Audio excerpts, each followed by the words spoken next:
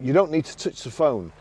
Using the voice activation, if I click this for a couple of seconds, you'll see the Siri like baseball come up there.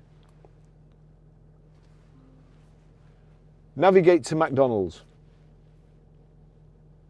One option I see is McDonald's. Would you like to try that one? Yes. Getting directions to McDonald's.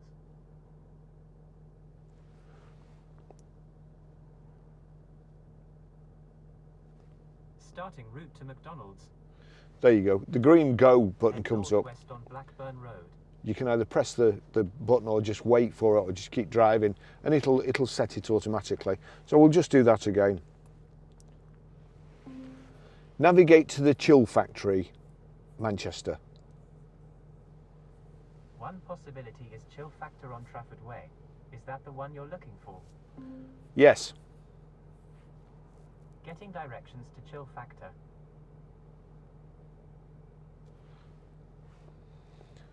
Now I've already put a navigate to McDonald's in the first thing. So that's saying add as a stop. So we'll be going to... Your next stop is Chill Factor. There you go. So that's added it in. So you can put a few stops in if you want. It's a pretty good system.